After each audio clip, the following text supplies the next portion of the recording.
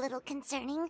Let's go over there and see what they're... Also, how did they get this close to a tribal settlement? Huh. All the Fatui left in Natlan are probably the captain's subordinates. That basically makes them followers of one of Natlan's heroes. Still, once a Fatus, always a Fatus. Something seems off seeing them here. Let's go check it out.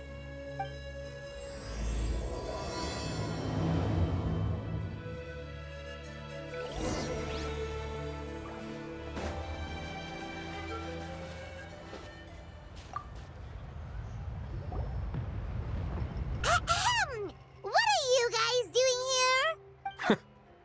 Following orders. If you have a problem, take it up with our employer. Hey, what's with the attitude? Can the Fatui even work for a private employer?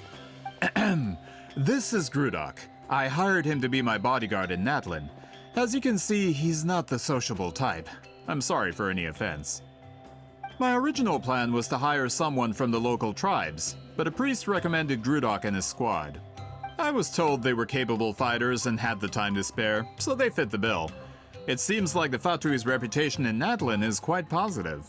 So that's what happened. Then you must be from Fontaine? Precisely!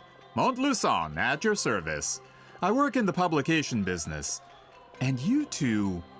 Wait, you must be the traveler and his fairy companion. Oh, you know us? A golden-haired traveler with a floating companion. There's no mistake. Your exploits in Fontaine have all the makings of a best-selling series. I'd be a failure of a book merchant if I couldn't recognize you. Wow, we're really famous at this point, Traveler. It's truly my lucky day. I know this is sudden, but I was actually looking for you two. You see, I have a favor to ask.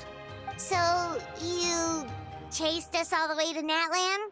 That's a little creepy. You'll be generously rewarded, I promise you. Well, at least he got straight to the point. Should we hear what he has to say? All right, we'll hear your request. You know the great shaman Citlali, right? I need her help with something. Yeah, but the chances of her helping a random stranger just because we asked? Yeah, Citlali really doesn't like dealing with strangers. I heard about that from other members of her tribe. But they told me if one person could convince her, it would be the golden-haired traveler. If you manage it, I'll even double your pay. Oh yeah, we should definitely get to the bottom of that first. It's kind of a long story, and there's tribal history involved, so you should hear it from an expert. Alie, if you could. Of course. I don't often have an eager audience for this kind of thing. Nice to meet you. The name's Alie. I'm a researcher from the Fontaine Research Institute. Unlike most researchers, I have a keen interest in ancient ruins. That's why I was invited to join Monsieur Montluçon's team. Have you heard of the legend of the great shaman Huitzilin? Yes, according to local records, she was a color mystic who lived over 200 years ago, and the most adept in her tribe at using that particular technique. Out of all of her exploits, her most celebrated is the Battle of Seven Colors. According to legend, the battle was triggered by an abyss invasion, one of the most brutal in Natlan's history, even from a greater historical perspective. Amazingly, Natlan was able to turn the tide despite being at an extreme disadvantage. The key to victory was none other than a color Huitzilin created on the battlefield.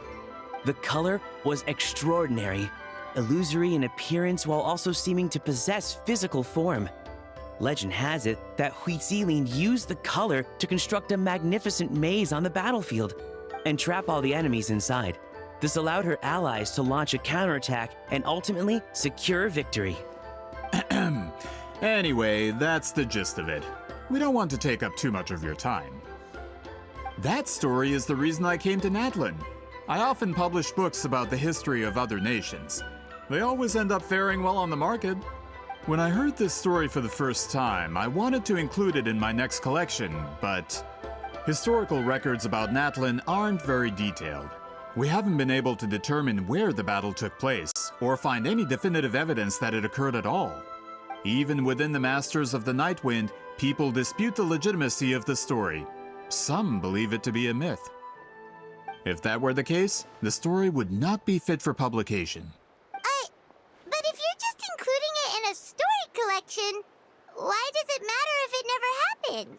Well, you see, the slogan for the collection is Restoring the Truth of History. Naturally, I needed to be factual. That's why I'm here. The Masters of the Night Wind are said to have a tradition of recording past events, so I wanted to consult their records. But I was refused access to the Obsidian Altar. Application after application, and all I received were a few ordinary woven scrolls with nothing to offer. Honestly, I'm just trying to promote their history, and they make such a fuss. According to my research, their scrolls are considered sacred relics in addition to historical records. Naturally, outsiders are rarely granted access. Not to mention, the scrolls we did get to review actually contain a huge amount of information. I just need more time, and I could... We've been over this, Alier. There's no need to waste time on those scrolls when we have a better way. Citlali, you mean? Exactly. You're well aware, I'm sure, that Citlali has been alive for more than 200 years. That means she lived during the era of the Battle of Seven Colors. If she agrees to be my consultant, then no other historical records are necessary. Oh, that... So, what do you say? I'll quadruple the pay if it helps sweeten the deal. Well, it's not that we don't want to help you. Oh, right. The duty the chief gave us has a lot to do with wheat sealing. Who knows? The Battle of Seven Colors might lead us in the right direction. All right, we'll help you convince Citlali. Just let us do the talking, okay? Of course.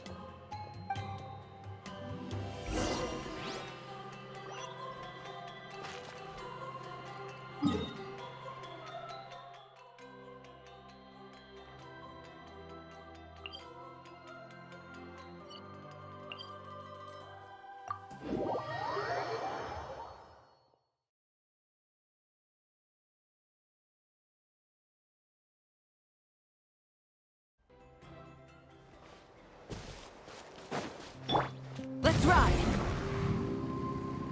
Try and stop me!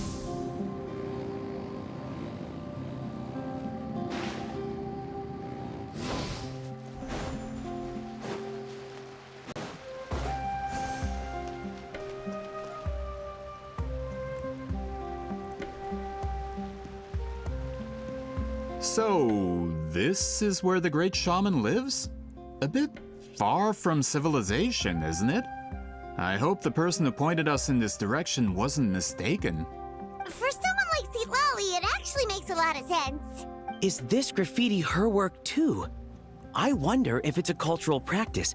If I could just copy it down, We're here for a reason, Alier. As agreed, you two can do the talking, and we'll wait for you here. Okay, we'll go knock on the door. Hopefully she's not hungover.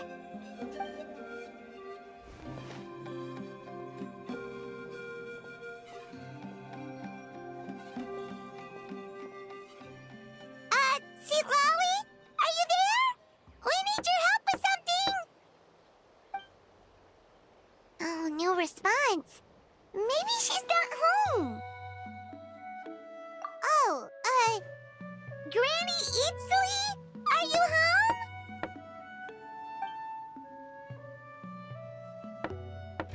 home? Hey, kid! If you're here to challenge me, book an appointment first!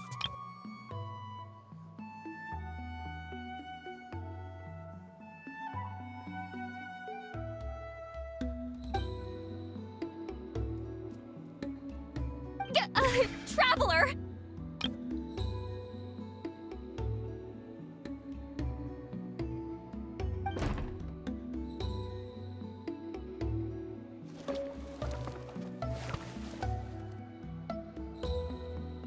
Looks like we came at a bad time. Are you still there? Just come in. We can talk inside. Well, at least we didn't get turned away.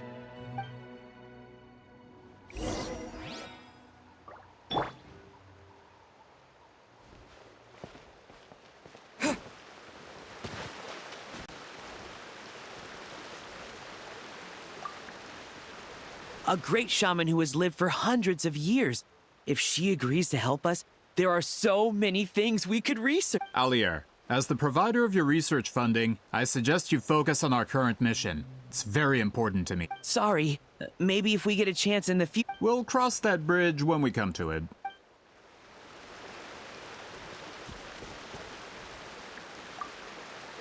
A great shaman. Alier, as the provider of your research funding, I suggest you focus on our current. Sorry. We'll cross.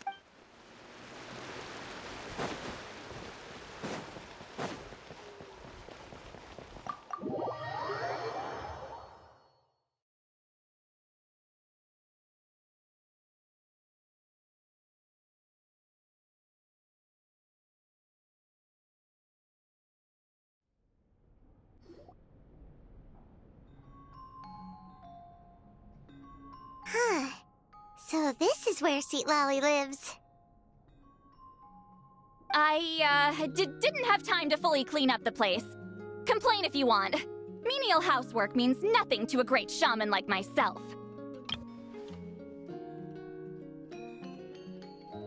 Besides, in light novels, people who keep everything neat and tidy are always too boring to be the protagonists. Also, I'm not a hermit. I'm just above superficial rules of societal etiquette.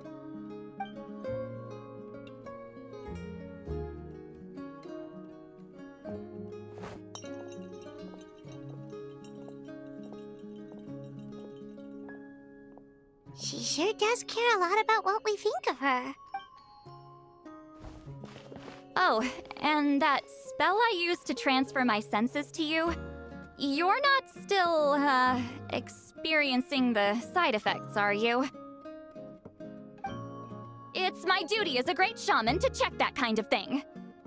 Oh, you mean when we could hear your thoughts? Nope. It's been so long, we don't have to worry about that anymore, right? Then why do I hear the traveler's thoughts in my head? What?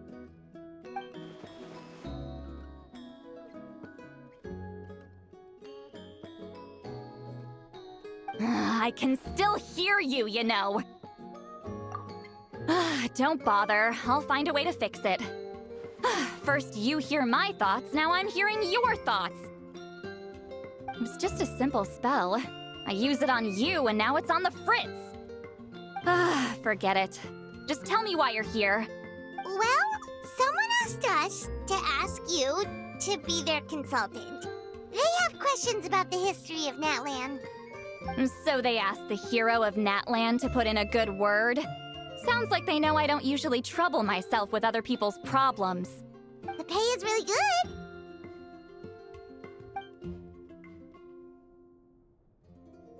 Doesn't matter. I'm busy. She sure doesn't look busy. Paimon knew this wouldn't get us anywhere. From you? Yeah, we were given a sacred duty to help your tribe weave a special scroll. Huh? So, you're the appointed ones this time? We were surprised too.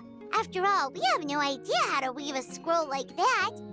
But with Chef Biram's help, we were able to make some progress. We still haven't succeeded, but we learned that the key to weaving the scroll is a special kind of color. The historical event those men want to ask about also involves color. If you help them, you might end up helping us too.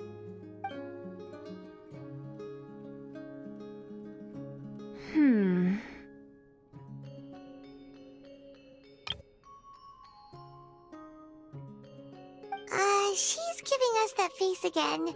Did Paimon not explain things clearly? I can't decide whether this twist is completely out of the blue or if it was foreshadowed all along. Does that mean you won't help us? I need to think about it. Then there's still hope. Hey, what's the holdup? Just give us an answer already. You agreed to let us do the talking!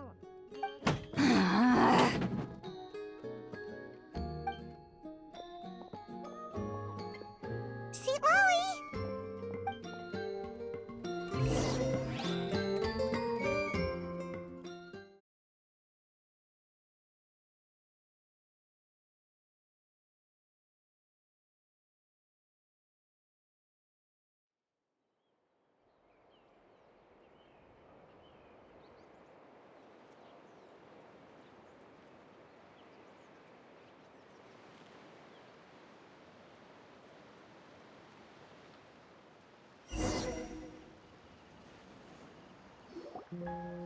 Stand down, Grudok. As your employer, if I tell you to wait, then you wait. Understood. You're the great shaman who's been alive for centuries? But you're so... Apologies for the disturbance. Grudok is a recent hire, so difficult to restrain sometimes. You're lucky you didn't force Citlali's hand. Well, since you're here, how about a discussion? Do you have any idea who I am? Did you think Granny Eatsley would be fooled by your little performance? I have no intention of speaking to you. Your recent hire interrupted me right as I was about to make an important decision. Pull a trick like that again, and I'll make your lives a living horror novel, except 10 times worse. That's all I came out here to say. Whoa. Traveler, we have a discussion to finish. You live up to your name, Granny Itztli. I apologize for the offense. I'm just surprised the Battle of Seven Colors didn't pique your interest. You're investigating the Battle of Seven Colors? Ah, the Traveler didn't get to that part? Yes, I thought the Traveler could help me convince you. But, if I'm not mistaken, you have a personal interest in this matter, don't you? I heard that the great shaman Huitzilin was a friend of yours. You two must have been close. If I can resolve the controversy and prove the battle took place, I'll include it in my next collection. Then, all of Teyvat will learn the truth. With your support, your friend's heroic deeds will once again be known throughout the land. Inspiring, don't you think? If this is really about that duty, then... fine. I'll help you. I'm honored. Save it. I agreed to help the Traveler, not you. You'll just have to leech what you can. Well, at least she agreed to help.